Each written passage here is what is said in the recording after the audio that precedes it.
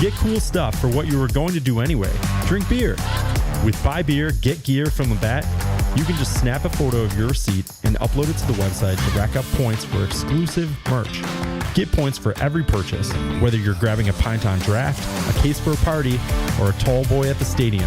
Any size, any product, anywhere you buy Labatt. Buy beer, get gear. Sign up now at rewards.labattusa.com. Congrats, I got you in, baby. This is entertainment. People pay to watch this. Pass to a cutting Hiltz. He darts in. Oh! People actually subscribe. All across central New York. Time expired! Syracuse has done it! It's Drive Time with your host, Tim Leonard. Hey, guess what? I'm getting one. We welcome you into Drive Time. After a scary Syracuse basketball game last night. Lots to get into on the show today in regards to Orange basketball. That was a close call last night. Game went about how I thought it was going to go until about the 10-minute mark remaining in the game. We talked about in the show yesterday, I felt like it was a little bit of a trap game for Syracuse. Wasn't surprised that Monmouth was in the game at the end of the first half. Wasn't surprised that Monmouth was kind of hanging around and we were seeing not the same effort from Syracuse in the game last night as we saw in the first three. It was kind of natural.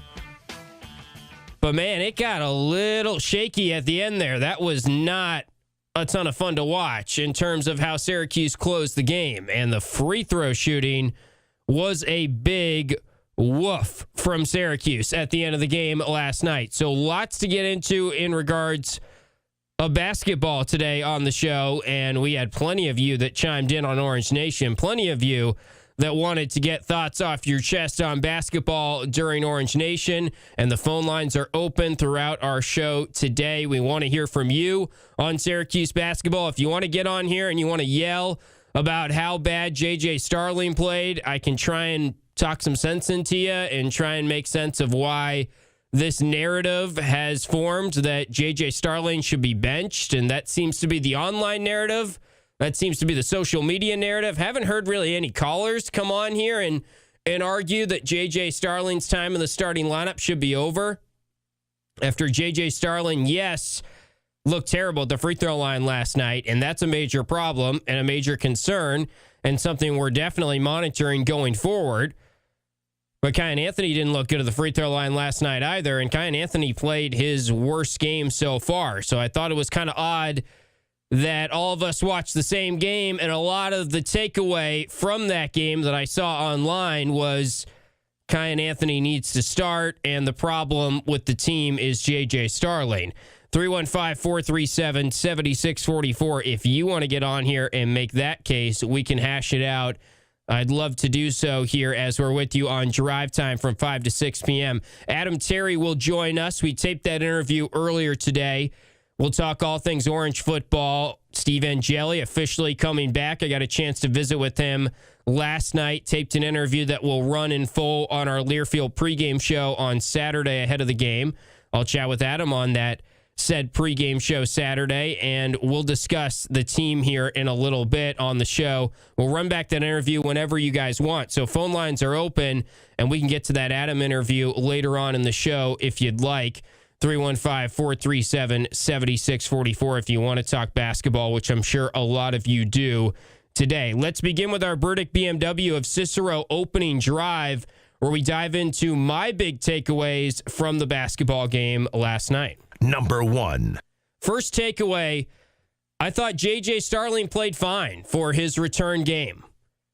Maybe I'm crazy. Maybe I wasn't watching the same game as all of you, but J.J. didn't force anything last night. J.J. looked a little rusty, but he got to the basket. He was doing his thing. He made that three in the corner in the second half. That was the only three he attempted. Really, J.J.'s free throw shooting was so abysmal and so concerning that I think it's sort of clouding his overall game. I did not think J.J. Starling was a problem. I thought he played better than Kyan Anthony last night. And I thought the free throw shooting, yes, that's a problem. And certainly it's something to consider when you're talking about crunch time lineups going forward. And certainly it's something that we hope J.J. improves on. I've never seen a guard like that step up to the free throw line and airball 2 free throws to that degree. The entire team free throw shooting was really concerning, but specifically his and Kyan Anthony, because I don't understand Kyan. I mean, his shot looks good. There's no hitch in his shot. He was a 70% foul shooter, it looks like, in high school. He's been shooting the ball well in games. But J.J. Starling played fine last night. It was his first game back. I thought he let the game come to him. I think J.J. Starling in this year's team is not going to be forcing the issue as much, and we sort of saw that last night. And I think if he went to the line and made free throws at the end of the game, we wouldn't be thinking he played poorly. Some of you are going to argue, oh, his defense, Tim, it's terrible. His defense is awful. He's not a good defender. I've never said that. But I didn't watch the game last night and think, man, he is a major defensive liability. In the comparison of him and Kyan, it feels like the narrative right now is when JJ does something good, we ignore it. When Kyan does something good, we're hooting and hollering about it. Like I joked on Orange Nation with Stephen Pauly, JJ had a block last night, and that doesn't matter. But if Kyan made that block, then it's leading Sports Center, maybe in a way. Not actually, but it's a major talking point, and we're bringing it up. And I think we're looking, and I say we as the fan base maybe, or what I'm seeing online, I think those of you that are a believer that it's time to bench J.J. Starling, I just can't understand that take really after watching the game last night. But if you're believing that, I think you're sort of forcing that narrative right now. You want your eyes to be seeing J.J. struggling. And J.J. said after the game last night, he's got to play better, and he was a little rusty. He acknowledged that. It was not a good J.J. Starling game, but was he a problem last night? Not really. I mean, his free throw shooting was a problem. And that's something that, again, I'm not shying away from. That is a major concern. But in terms of starting the game, J.J. Starling is still the starter going forward. And Kyan Anthony didn't play well last night, which leads us into our next takeaway from the game. Number 2. That was the first time Kyan looked like a freshman to me last night. Maybe a little bit in the exhibition games. Granted, they were defending him differently. Granted, they were blitzing him, and they were giving him a lot of respect. They were kind of hard hedging, double teaming him. But I thought my takeaway from last night was, yeah, Kyan looks like a player that was a little whistle dependent last night. He was kind of driving into contact. He wasn't getting the calls, and man, we can get into the refs. The refs were terrible last night. I think we're all in agreement on that. We don't need to argue about that today on the show. The refs were bad. And it was a choppy, weird, unorthodox game that was kind of a weird product to watch last night. Starting at 9 p.m., it felt dead in the dome, and it just never felt like watching a Syracuse basketball game last night. It was just very odd. And the refs and the choppiness of the game had something to do with that. And some of you are probably going to say, well, Tim, Kyan didn't get into a rhythm because he was on the bench, and you don't put him on the bench for JJ right now, and then he would have played better. I've said it now probably 15 times on this show over the last 3 or 4 weeks. We need to see Kyan Anthony go against a legitimate team before we start crowning him. I've been very impressed by him with the exception of last night, but I think there are some red flags to be had from last night and how he played. That was the first time he saw a true physical defense. That was the first time a team kind of game planned against him. That was the first time the whistles didn't really go his way. And sometimes I feel with him, he's driving into contact hoping for a foul, not driving to the basket hoping to score. So when he plays Houston, when he plays Kansas, when Syracuse plays Tennessee, it's going to be interesting for me how he looks in those games, because he has played very well so far, but it's a major step up in competition. And if Monmouth is kind of out physicaling him or making things tough on him, then it gives me a little bit of pause as they head towards Vegas next week. I don't want to be on here talking about how Kyan Anthony are sort of pumping the brakes on him, but I just feel like right now we're only seeing the good in Kyan and we're only seeing the bad in J.J. Starling. And let's keep in mind, J.J. Starling is a proven player in terms of power conference competition, and Kyan Anthony hasn't had that opportunity yet. And I have said I think he will be good. I think he'll be a good freshman this year. He had an off game last night for the first time. That was the first time really last night where I felt like I was watching a freshman, and that was more maybe what I was expecting going into the season from Kyan Anthony. And the entire team kind of had an off game last night in a 9 p.m. start. And I talked about how I was sort of expecting it to be a closer game than I thought. I didn't think it would come down to the end like that. I didn't think the late game execution would look like that. There are a lot of takeaways and a lot of weaknesses that were on display there in the last 2 or 3 minutes. It should not have been that close. But I just can't vibe with this narrative that Kyan Anthony is already a better basketball player than J.J. Starling. Number 3. Third takeaway from the game last night. On a positive note, I thought Nate Kings really stepped up, and I thought Sadiq White played well. I know some of you are looking at the box score and you're thinking, how is he saying Sadiq White played well? He fouled out in 10 minutes. Sadiq did some really good things defensively. I just think he got a really tough whistle last night, which a lot of guys on the team did. And maybe he could be a little bit smarter about how he's talking to the officials, and that play where he had the collision going for the basketball, then he kind of stands over the guy. He probably needs to clean up some of that, and maybe the whistle will be a little bit more favorable towards him. Maybe there's something to that. But Sadiq White defensively continues to wow me. And I really feel confident that Nate Kings and Sadiq White are going to translate as the Orange go to Vegas and they start playing tougher competition.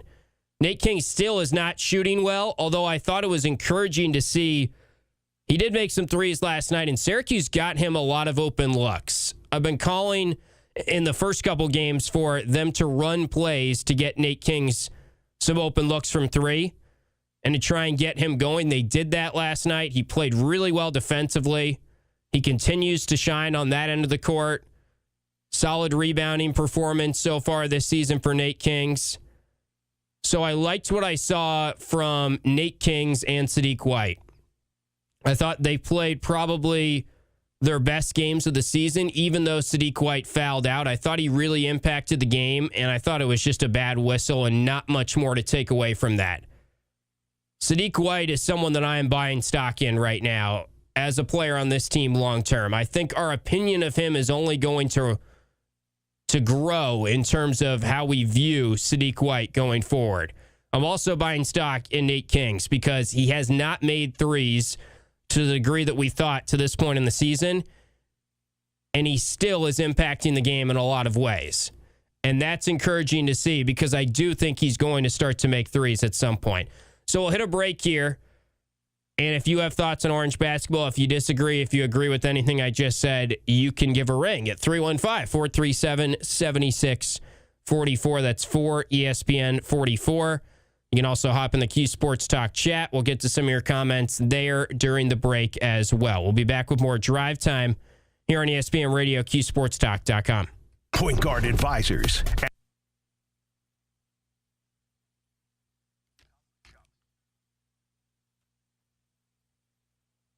YouTube chat off and running. Free throw shooting was so abominable from JJ that it's easy to generalize it into the whole game. I agree, K. Willis. It was really quite disturbing to witness up close. It was very concerning. It was very disturbing to watch. There is no guard in the country that's abysmal from the line. I generally agree, though, we need to be more patient with JJ. I think we're in agreement there. What's the Q Sports Talk chat saying? Yeah, Supercat, definitely start Kyan. I don't know what we're waiting for. I agree, Rob Cuse. Outside of the free throw shooting, first game back, I thought JJ was fine.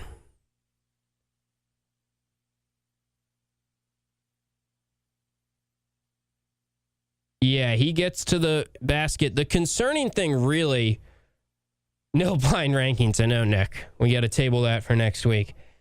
The concerning thing really about the free throw shooting with JJ long term is he's such an aggressive player. He's such a guy that wants to get inside and gets to the free throw line pretty frequently that you don't want his, let's just call it what it is, yips. I mean, it's basically yips at this point at the free throw line. You don't want that to be in his head when he's in game action. You don't want him to then be like, I'm going to not attack. I'm going to be a little bit more timid. He used that word timid last night. And that could be, I think, him talking about coming back from his hamstring.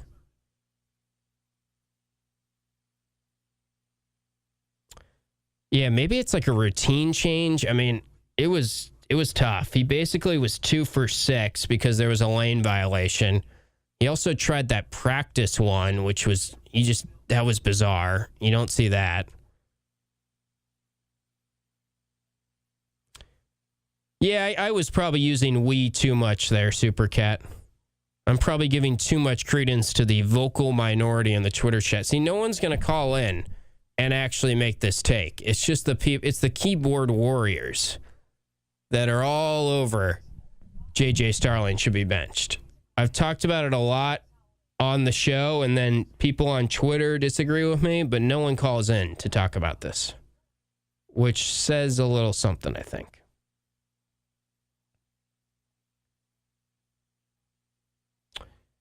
That's interesting, Super Cat. I mean, I think, like Coach Boeheim said yesterday, if you were listening to Orange Nation, some games the closing lineup is just right in the hot hand. I think Sadiq will definitely factor in as a closing lineup guy in certain situations, whether it's foul trouble, whether it's just matchups defensively, and they need him out there.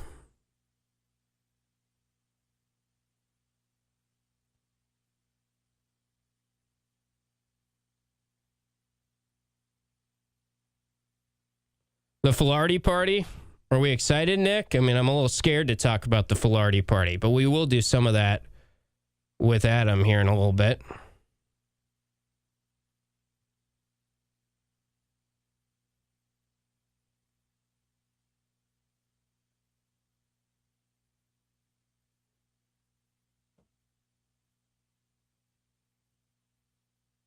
Keyboard jerks, line 1. Nothing to be afraid of, CJC. I think that is true, Lukey Lou. Teams are going to start fouling him. Same could be said about William Kyle. Same could really be said about Kyan. Although I don't think Kyan is going to be as much of a problem. I mean, JJ is like a mental block that we're all noticing.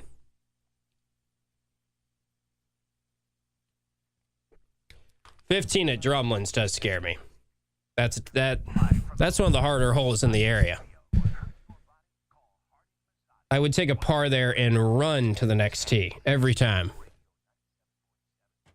And then mess up by shot on 16.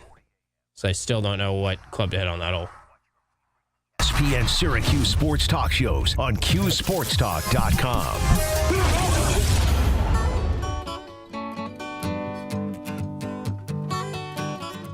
Welcome back into Drive Time.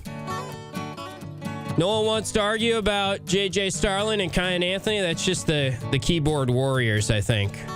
315-437-7644 if you want to talk Orange basketball from last night. We also don't have to argue. We could just talk about the game like normal people. Just feels like naturally after the way the game went last night that the negative callers are going to come out. And I'm not against talking to the negative callers. I welcome all callers to the program here. We will chat with Adam Terry here in a little bit. Adam Terry of the Syracuse Sports Network from Learfields. We'll get his thoughts on Joe Filardi officially starting. It seems like we can confidently say that. Now the phone lines are ringing. Maybe I've summoned a negative caller here. We'll see if it's a negative, a positive. Is it someone that agrees with me? This will all be interesting. Adam Terry and I agreed on a good bit about Syracuse football. We'll run back that conversation for you in a little bit. We can also talk about how bad the refs were last night at some point on the show too. And it did get me thinking last night. The type of whistle for Syracuse is maybe going to have a pretty good say in the team this year. I've always said that I don't think Syracuse should be a team this year that struggles against physical teams to the degree that they have in recent years. They've been more of a finesse team in the last 5-6 years. I was starting to think maybe this is a team that can compete with the physicality of Houston a little bit more. But last night got me a little bit concerned on that front. Let's go to the phone lines for the first time this afternoon, and Gavendo is leading us off. What's up, Matt? How are you, Tim? I'm doing well. Did you end up going to the game last night? I actually did. I was there. And actually, Brent Axe called me out for leaving early. Oh. Not like it. I literally couldn't keep my eyes open. I was up since like 5 in the morning. So I was like, I watched it on my phone going up, but he called me out, so now I'm going to have to fight him. Well, that would be an interesting fight. Maybe you could just get your son to fight Brent for you. That would probably work out better for you. That won't work out well for Brent. Brent has a chance with me, but not with him. Yeah, exactly. What'd you make of the game? I thought they did pretty good. I mean, it's the other team, they were hammering us. You know what I mean? They were trying to make it a physical game. They defensive, pressure on us, and they swarmed Cayenne, so they didn't give him much room to breathe. And it's just how it is. It's just a dogfight. It's going to be a dogfight every game. So. But it shouldn't be against Monmouth, right? I mean, we're in agreement on that. But they're obviously a little better than the teams we played, but not a whole lot better. Yeah. Yeah, they played well. They had a good game plan. I think you're right about how they defended Cayenne. I guess the concern is, did they sort of give a blueprint for future teams on what to do? For everybody else? Yeah, but that's where, keep in mind they're going to have to keep up with Sadiq. They're going to have to keep up with Donnie. JJ gets to the basket pretty fluently, right? So they're going to have answers for everybody. But, I mean, hey, Cayenne, they had Cayenne picked out to pick on him all game. Yeah, I agree with you, Matt. I appreciate you checking in. We got to keep the phone calls coming. Now that we've gotten one, we've got multiple on the line here. So I appreciate Gavendo checking in. On JJ, real quick, before we get to Mike in Maddingdale, I said this during the Q Sports Talk break, but the one concern coming off the game, obviously with JJ, is the free throw shooting. And the concern is that if we call it what it is, it feels like JJ has yips right now at the free throw line. The concern for me would be JJ Starling has always been a very aggressive downhill player, someone that gets to the hole, someone that gets in the lane better than most players on Syracuse basketball right now, and maybe better than anyone else on the team at just getting downhill and getting to the cup.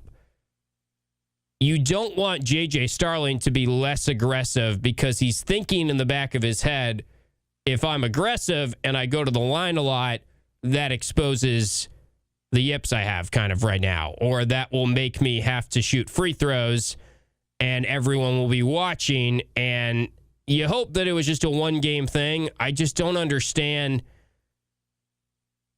Is it hand injury related? The hitch just has gotten worse, and it's concerning to couple. JJ is a very aggressive player, with JJ is also maybe potentially scared to shoot free throws right now. You hope that he can correct that. And I'm sure as we're talking right now, he's been in the gym all day, and I'm sure he's doing all the things he needs to figure this out. It's a tough situation, though. It was tough to watch him shoot free throws last night. Let's go back to the phone lines. We've got Mike in Maddingdale, not in Manlius, in Maddingdale. What's up, Mike? Hey, Tim. How you doing this evening? I'm doing well. How are you? All right, here's the deal. I don't know how old you are, but you remember a player in the NBA named Rick Barry. Yes, of course. I know where you're going with this. All right. What did Rick Barry do? Underhand free throws, the granny style. Okay. All right. I know it's not glamorous and it's not, something that, you want to maybe, whatever. But why can't we try something like that? Are you saying with William Kyle or with the entire team? I'm saying with the team because they're terrible at foul shots. Just because it worked for Rick doesn't mean it's going to work for everyone. I would say the only thing, and I agree with you, Mike, it's been tough to watch the free throw shooting, and I think that they need to evaluate. With JJ specifically, maybe you look at, do you change his routine? I mean, I start to think about things that golfers go to when they've got the yips. They kind of try and go back to the drawing board in terms of, their process and their build-up and their routine. Maybe there's something to that. But the tough part is JJ in-game, his shot has looked okay, pretty good. I mean, he hasn't played a ton this year. And he has shot at 70% from the free throw line before. And Kyan Anthony, there's no reason why he should be struggling from the foul line. Nathan George, Nate King shouldn't be struggling from the foul line. So it's hard to tell a guy that is shooting it well in game and has proven to be an okay foul shooter that he needs to go granny style, right? I don't know. That's my opinion. I hear you. I'm all for them making more free throws. So if the granny style works, even if it's embarrassing, you do it. Really, that's why we almost lost the game last night. Yes. We got to have. They're free, right? They're free throws. I hear you. I appreciate you checking in. That's Mike in Maddingdale. I was thinking that a little bit more with William Kyle, maybe. I think Akir Soare is another guy that his free throw shot doesn't look that bad, but he's not making them. And it doesn't feel like that's changing. I mean, you look at his career numbers, pretty small sample size, but I think he was 31% last year at Georgia Tech from the line. Red Autry, by the way, he was asked about the free throw shooting. He sort of downplayed it. I mean, not completely, but here's what Coach Autry had to say about how concerned he is right now about the way Syracuse is shooting from the free throw line. 3 minutes and then 2-3 minutes is not good. So that's what I'm really concerned about. We got to start that over. We got to actually get red from the beginning. Here's Coach Autry on how concerned he was about the free throw shooting from last night. I mean, we'll get better. We'll get better with that. Continually work on that. Again, I think we have guys that are capable of making them, and I think eventually, we'll get that going. If we made some of our free throws, the game would be a little bit different, but it really didn't come down to free throws. It was really about our energy. I just thought our dips, too many inconsistent defensive efforts. We put together 3 minutes and then 2-3 minutes is not good. So that's what I'm really concerned about is that. So I don't really agree with that. I mean, I do think it did in a way come down to free throw shooting. If they just made free throws at the end of the game, they would have won that game by a respectable-ish margin. They were up by 11 with 3 minutes left. And if it wasn't just free throw shooting, it was turnovers because guys didn't want to go to the free throw line as well. And it was poor defense off of missed free throws. So it did kind of all tie back to free throw shooting at the end of the game. He's right that the energy defensively was not there. And we talked about that was a concern on the show yesterday, that would they play with the same purpose and energy defensively? It was a really tough spot.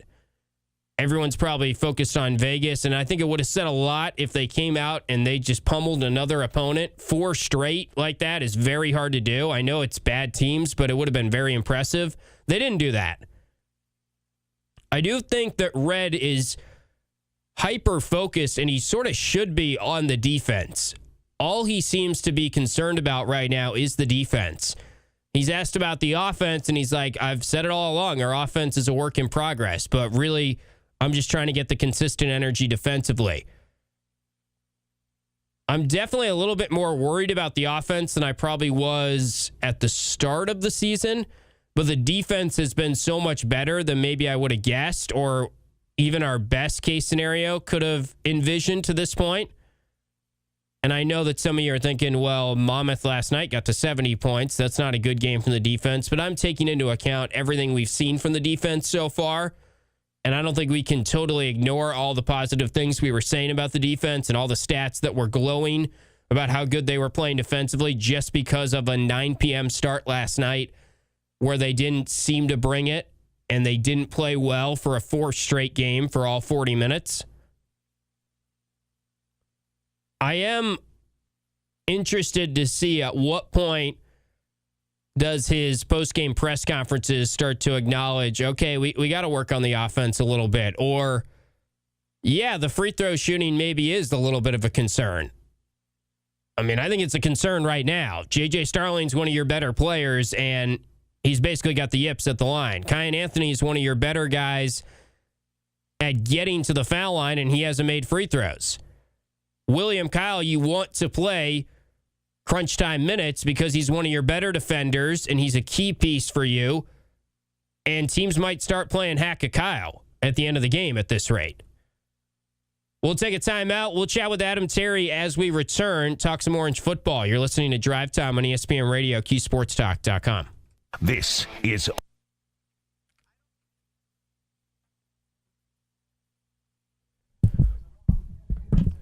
the dips. Got to watch those dips. Yeah, where's Trot when you need him?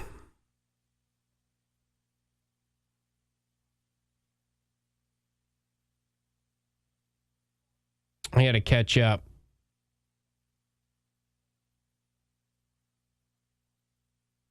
Yeah, big dad rock guy.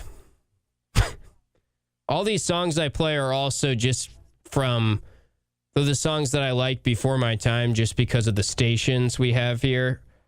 I'm pulling from like the TK catalog, the K-Rock catalog. We don't really have, that I know of anyway, that would be like recent-ish songs. So I do like music from all different time periods, but I do especially like music from like the 80s and 90s, I would say. But I kind of just picked all the songs from that time period because of what we got here.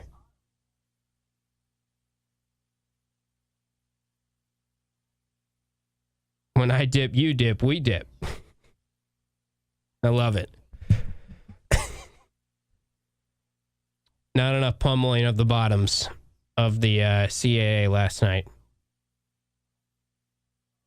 I did make the 2:15 appointment. It was tight, Kev, but that 2:15 appointment was with Adam Terry, who you're about to hear back that conversation.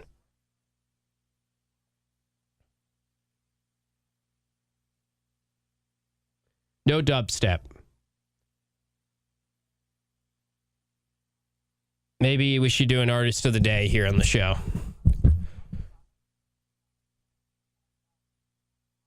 And just every day it's dad rock or yacht rock. Yacht rock, dad rock, kind of the same thing.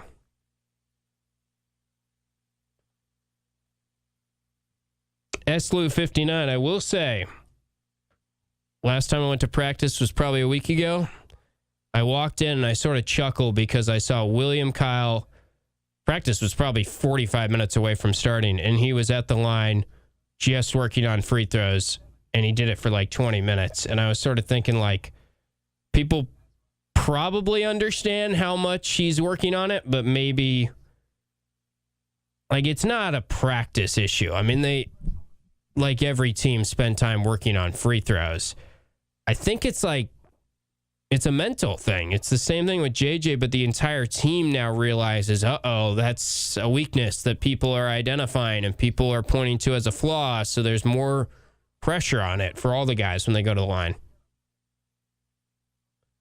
DMB is not yacht rock. But yes, I would say dad rock for sure. I just got to get my hacky sack. I got to get my IPA out, my Sperry's. I'm already kind of wearing a shirt that would apply for the stereotype. I'll just lean right into it. Right into the stereotype.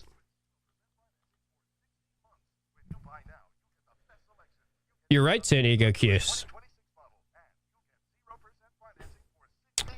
What I don't know is Joe Filardi truly a walk-on for both sports?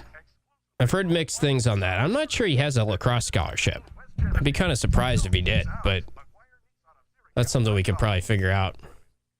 And when he was asked about it, he was like, I'm just a walk-on.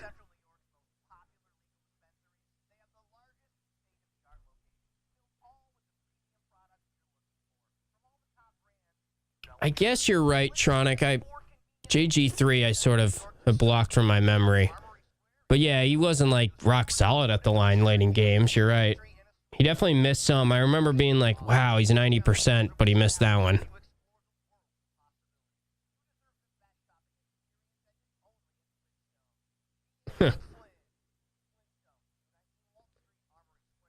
He was top 60, Nick.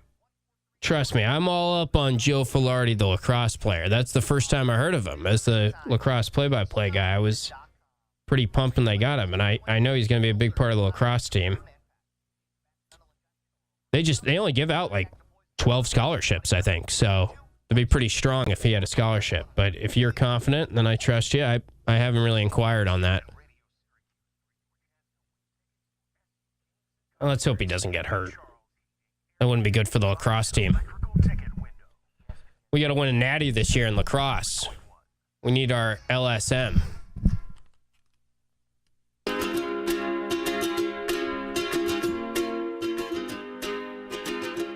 This song's not totally dad rock. We were just talking in the Q Sports Talk break about how all my songs are dad rock. It's fine. I'm just leaning into it at this point. 315-437-7644 if you want to chime in.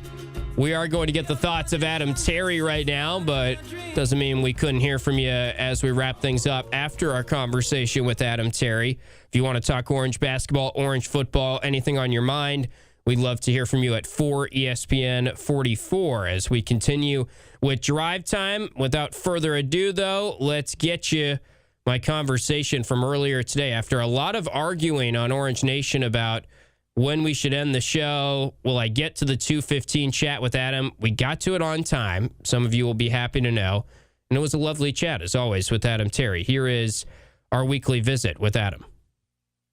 Time now for our weekly conversation with Adam Terry, as we always catch up with the color man on the radio for the Syracuse Sports Network from Learfield here on Wednesdays. And Adam, the big news coming out of the press conference on Monday, I guess a couple things from Fran's press conference back on Monday.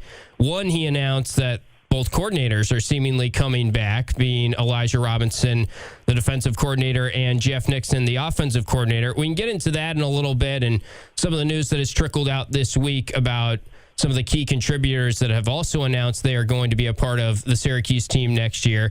But maybe the biggest news for this week is Fran made it seem like it will be Joe Filardi who is starting this game against Notre Dame.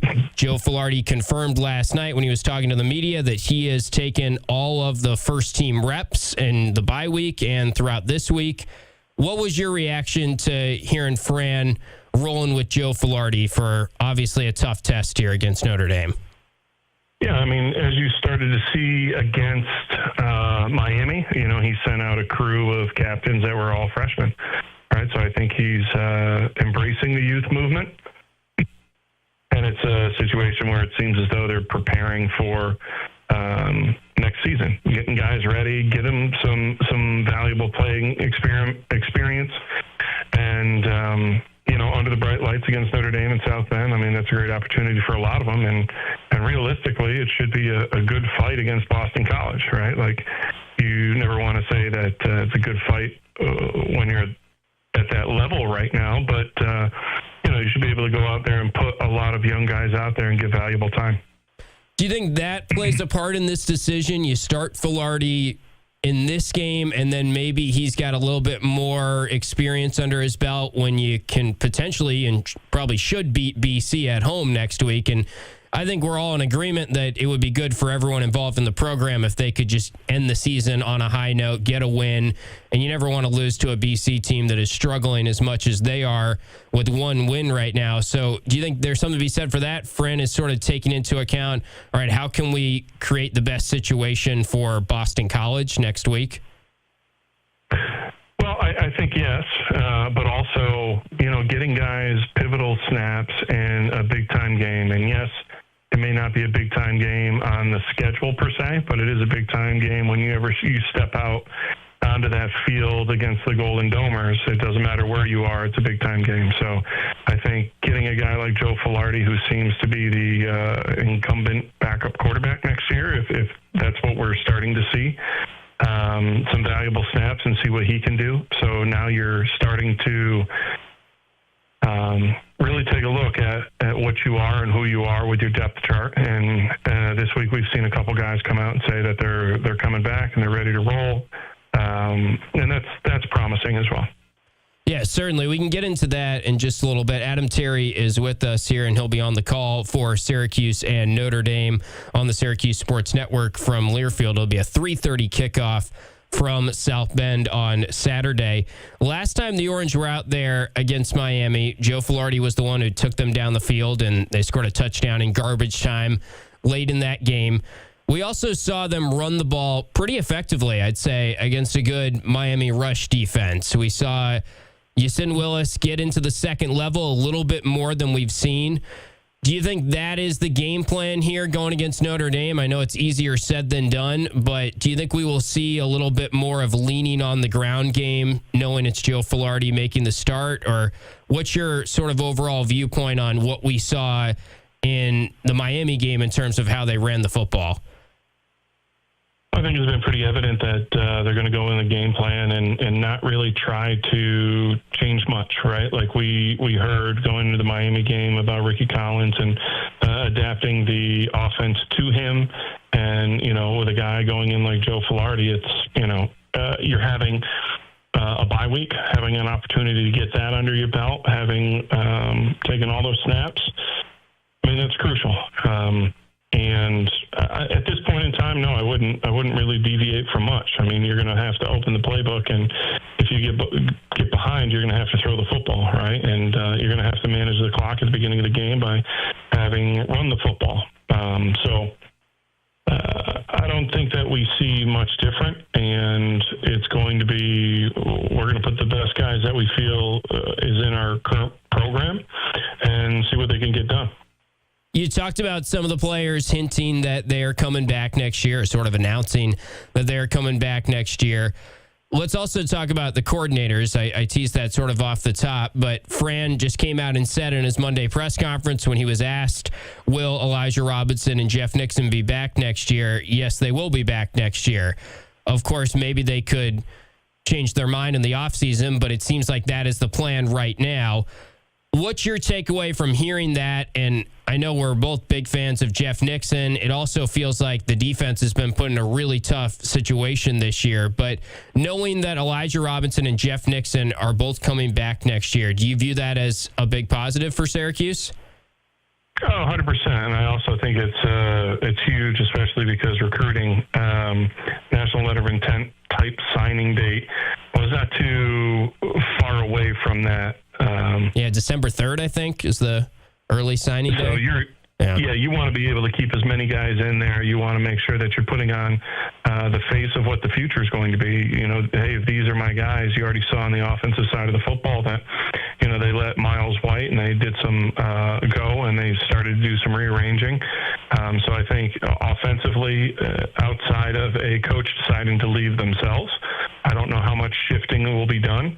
And then defensively, you got to keep those guys off the field to really get an indicator of who they are and what they're capable of doing. So, and when I say that, they have to go out on the field. I understand that, but not inundating them with a lot of snaps, right? And having three phases of the game work in, some type of syncretic nature. So I think when you come out and you give the thumbs up and say, hey, these are my guys, we always knew that they were Fran Brown's guys. And now you have an understanding of what they're trying to get done during the off season. And I think the biggest thing, if we're looking at coaches, is I feel Fran has done a tremendous job of bringing the established coaches into the fold, like a Gaddis or a Don Brown or Coyle, right? Like bringing those guys in, I think that's a fantastic opportunity to really go out and get that done. And make sure that there's a lot of great minds in a room talking football. Is this the best the Syracuse football staff has been in your time since you were a player and onward in terms of covering the team in this role? And I'm talking about not just offensive coordinator, defensive coordinator, but what you're talking about there, where he's got a Gaddis who has, been a Broyles Award winner, who's in the fold from the start of this season. Don Brown, he's able to tap into as a resource, and now he's helping out the team. Like the overall staff, is this the best it's been? Well, I always determine stats and coaches by wins, right? Like that's the number one thing. So, we're fighting uphill a little bit on that one. But as far as the next thing is are they teachers? Are they educators? Can they get more out of the kid than the kid thinks he can give? And I would say, me being around the program, it's probably one of the better coaching staffs from a Coach P era, or in a sense of, it seems like it's a tight-knit group of guys. They're all vested in the same process and progress with it. So I would say it's probably one of the better coaching staffs as far as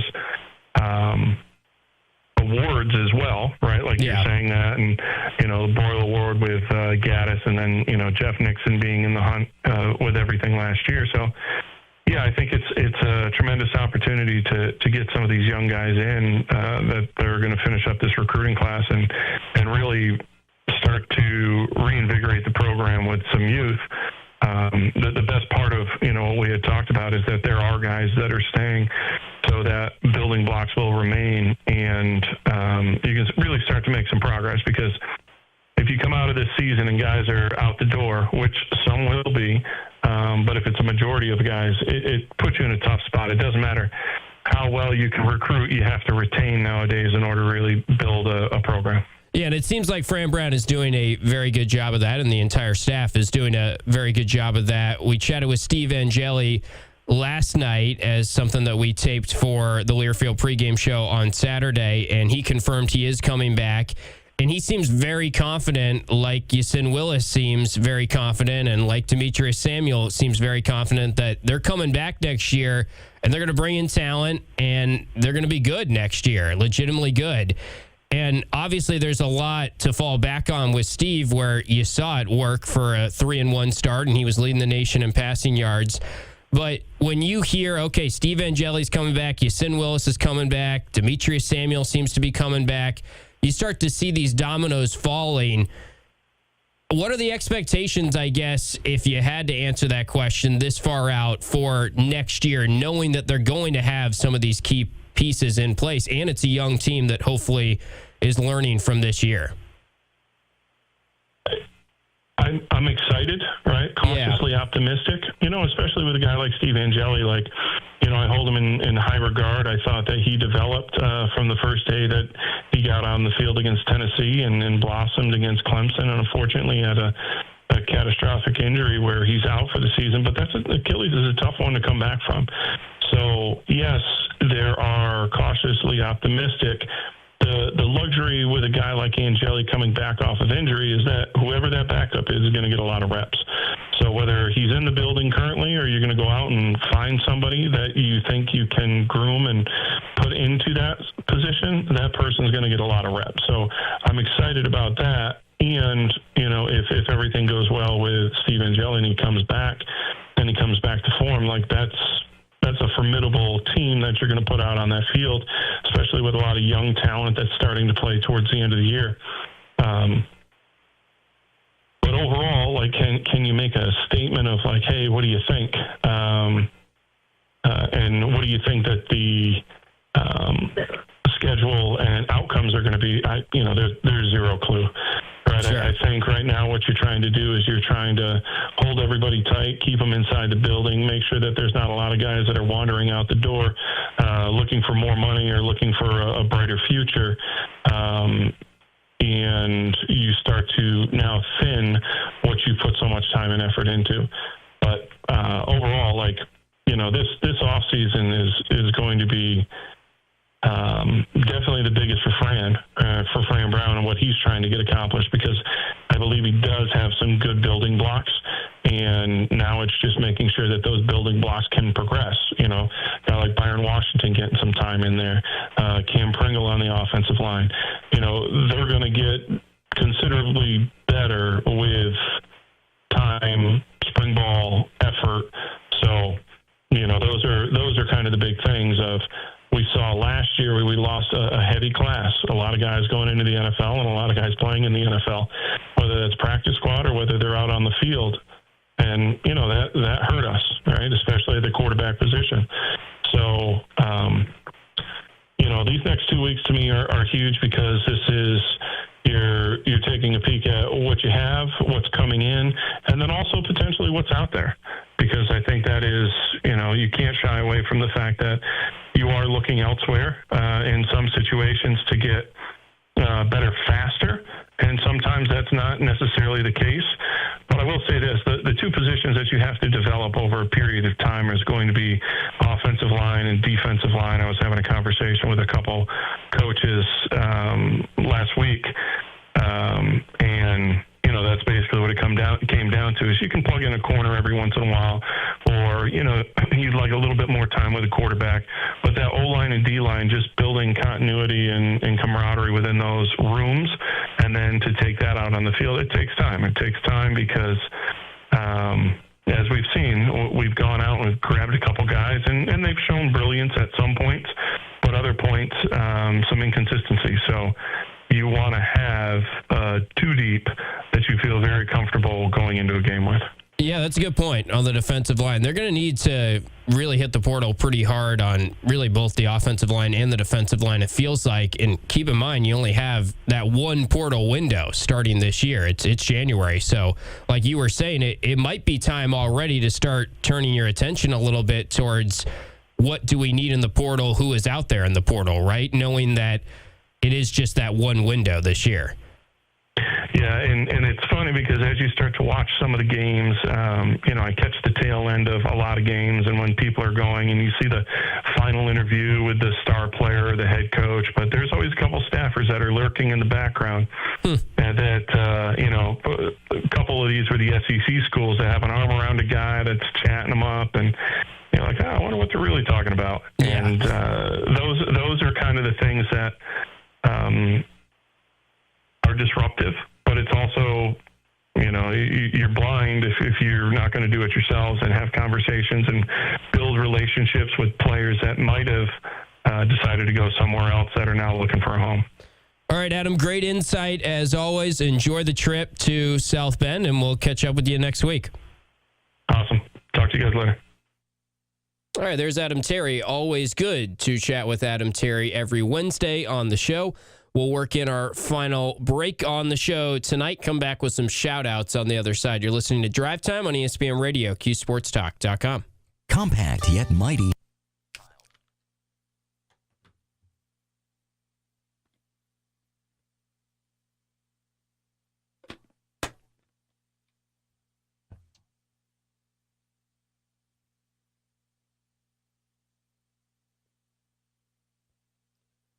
Well, we still talking lacrosse scholarships in here? Portal D-line, yes, major priority. Jack Stonehouse would be probably the best bet at getting a look in the NFL next year.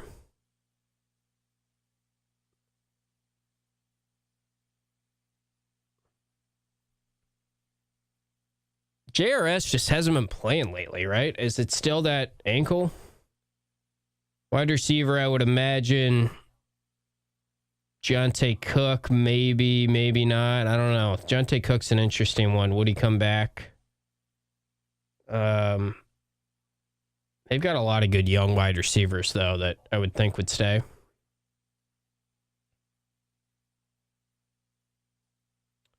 Yeah, lacrosse isn't swimming in money. You got to keep in mind, even though it's a big deal around here, it wouldn't be nearly as big a deal in other places, and the amount of scholarships you get, they're going to just keep it pretty comparative with other programs around the country.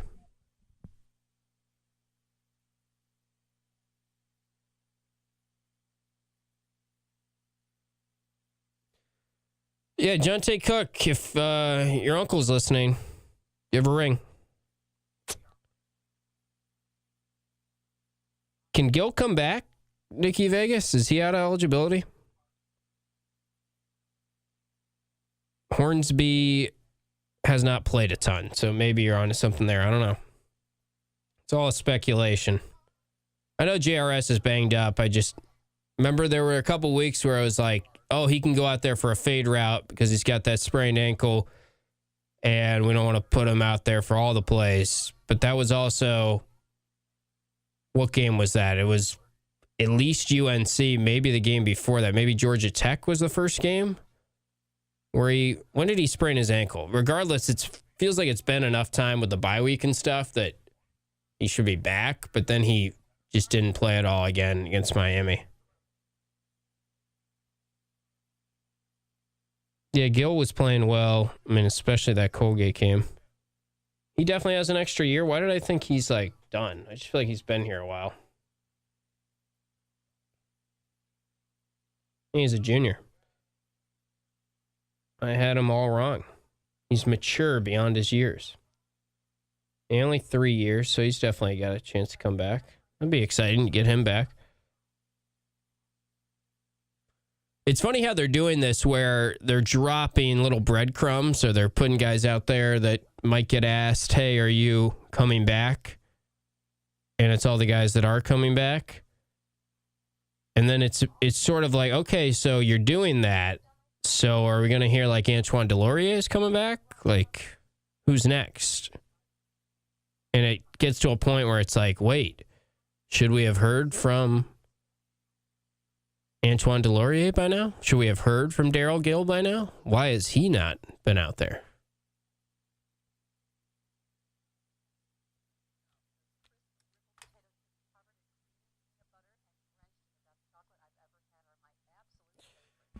Yeah, I can't imagine being a parent of a wide receiver right now.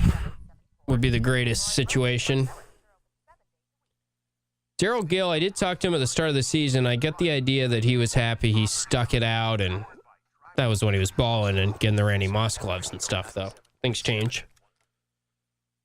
ESPN 97.7 and 100.1. Watch live on QSportsTalk.com. All right, we can all agree this is Dad Rock. As we bring you back on Drive Time, 315-437-7644. This might be a new segment, Dad Rock or not. I don't even know why I give the phone number there. The show's over, so you can't even call in. You can call in tomorrow, though. We'll be back tomorrow. We're taking the show on the road. Drive Time, 5 to 6 p.m. tomorrow. I'll be traveling with the women's basketball team this weekend. Couple big games from Mohegan Sun Arena. So we'll be taking the show on the road tomorrow. No show Friday because women's basketball tips right at the start of our showtime, 5 p.m. on Friday. So you can listen to a little Orange women's basketball on Friday with your commute back from work if you'd like. And now someone's calling in. I don't have time for this. Sorry. Call tomorrow. We'll talk to you tomorrow on the show when we are on the road. We'll also have Chris Brown on the show tomorrow. You can call the Adrian Autry show tonight. That's something you could do.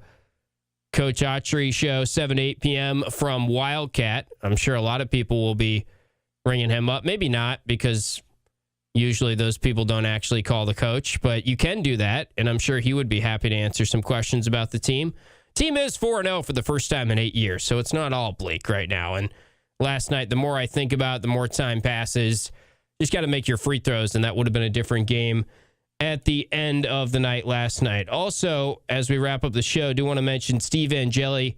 Talked with him last night. He's officially coming back, which is great news. We knew that it was already sort of out there that he was coming back, but good to hear it from Steve himself. He's very excited about what they have next year, and we will play a full interview with Steve Angeli for you on our Learfield pregame show. 3:30 kickoff on Saturday, so you'll have that to look forward to. You can also hear me and Adam yap more if you enjoyed that in our last segment. That'll be on the Learfield pregame show, 3:30 kick Saturday, an exclusive chat with Steve Angeli as he breaks down why he is coming back, his rehab timeline, where things stand there, what it'll be like going back to Notre Dame. Going to be a weird trip for him, but he is making that trip even though he is injured. That wraps up the show this afternoon. Thanks to Gio for producing, and we'll catch you next time on QSportsTalk.com and ESPN Radio. Did you miss Drive